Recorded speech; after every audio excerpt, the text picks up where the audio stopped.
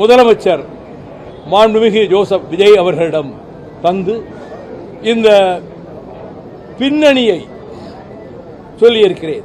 மகாராஷ்டிரா லைசன்ஸை ரத்து பண்ணவுடன் கோவாவுக்கு சென்றார், கோவா விரட்டி அடித்தது.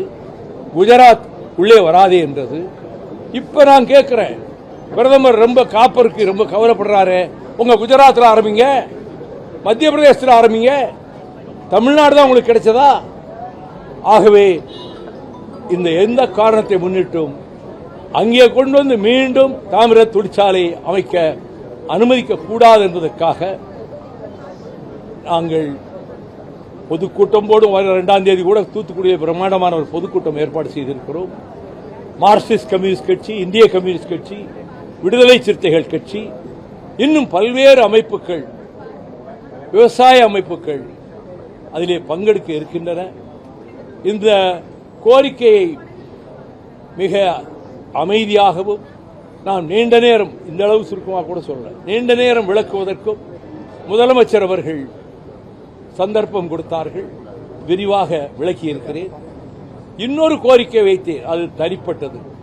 என்னுடைய நாடாளுமன்ற உரைகள், 30 ஆண்டுகளில் ஆற்றிய உரைகளை 6 பகுதிகளாக நான் தொகுத்திருக்கிறேன். அந்த தொகுதிகளை வருகிற ஆகஸ்ட் 4ஆம் தேதி அன்று டெல்லியில் வெளியிடுவதற்கு ஏற்பாடு செய்து கொண்டிருக்கிறேன். அந்த விழாவிலே நம்முடைய தமிழ்நாடு முதலமைச்சர் கலந்து கொள்ள வேண்டும். முதல் பிரதியை நான் திட்டமிட்டிருப்பது இப்போது இருக்கக்கூடிய குடியரசு துணைத் தலைவர் மாண்புமிகு சிபி ராதாகிருஷ்ணன் அவர்கள் வெளியிட திட்டமிட்டிருக்கிறேன். அவரிடம் அனுமதி கேட்க வேண்டும். நம்முடைய முதலமைச்சர் அவர்கள் முதல் பிரதியை பெற்றுக்கொள்ள வேண்டும் என்று கேட்டிருக்கிறேன். அதற்கு ஒப்புதல் தந்திருக்கிறார். அதை ஒரு கோரிக்கையாக வைத்தேன். இந்த இரண்டையும் எடுத்து பேசுவதற்கு நீண்ட நேரமாகிவிட்டது. அவர் அது ஒரு 45 நிமிடங்கள் மாண்புமிகு முதலமைச்சர் அவர்கள் ஒதுக்கி தந்ததற்கு நான் முதல்வருக்கும் அரசுக்கும் நான் நன்றி தெரிவித்துக் கொள்கிறேன். எனவே பொது நலனுக்காக, தமிழ்நாட்டினுடைய வாழ்வாதாரங்களை காப்பதற்காக முல்லை பெரியாறு பென்னிகுக் அணையை பாதுகாப்பதிலும், நீட்டினோ நாசகார தொழிற்சாலை அமையவிடாமல் தடுத்து ஹைகோர்ட்டில் வழக்கு போட்டு தடை உத்தரவு 15 வருடங்கள் ஆயிற்று நான் வாங்கி அதை தடுத்து வைத்திருப்பதற்கும், நெய்வேலி நிலக்கரி நிறுவனம் தனியார் மயம் ஆகவிடாமல் வாஜ்பாயிடம் அந்த முடிவை மாற்றுவதற்கும், எனவே தமிழ்நாட்டினுடைய வாழ்வாதாரங்களை ஹைட்ரோ கார்பன் திட்டம் வரக்கூடாது என்பதற்காக, மேகதாட்டு அணையை கர்நாடகம் கட்டவிடக்கூடாது என்பதற்காக, காவிரி மண்டலம் பூராவும் ஊர் ஊராக சென்று கட்சியை பற்றி பேசாமல், கட்சி கொடி கட்டாமல் நான் பிரச்சாரம் செய்திருக்கிறேன்.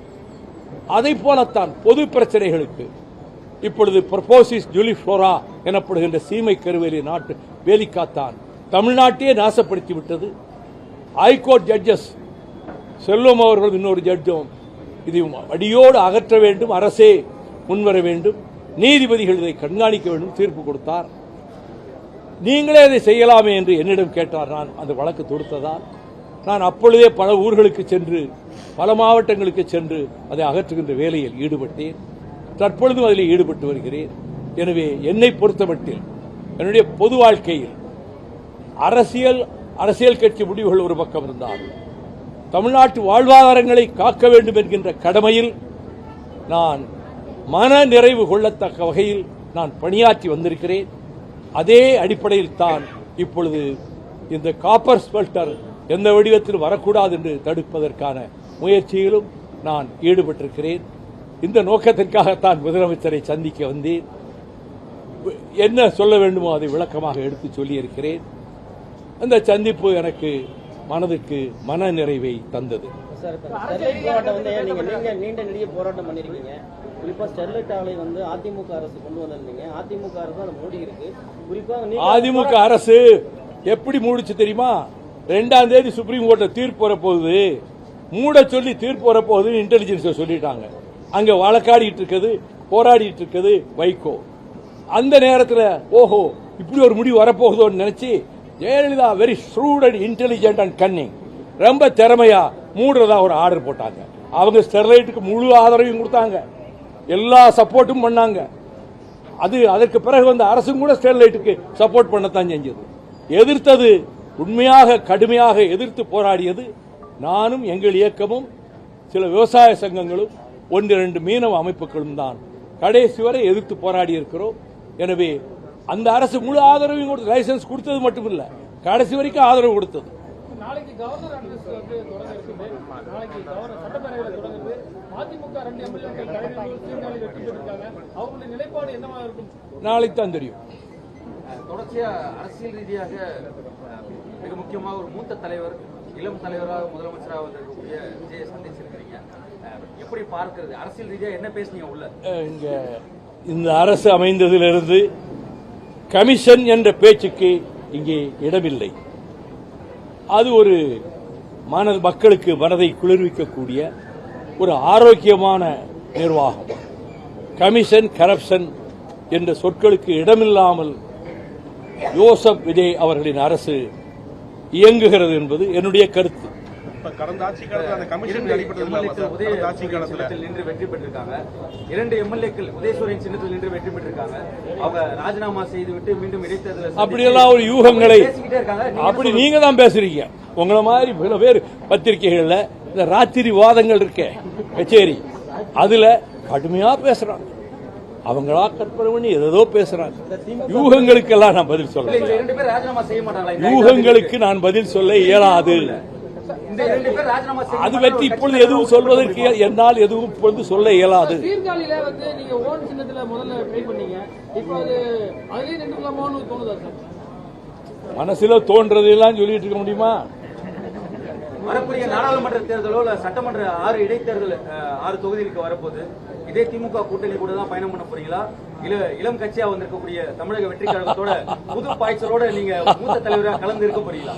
பொதுக்குழு சகல கோணத்திலும் இது பற்றி கருத்துக்கள் பரிமாறப்பட்டு அங்கு என்ன நிலைப்பாடு என்பது அங்குதான் முடிவு தெரியும்.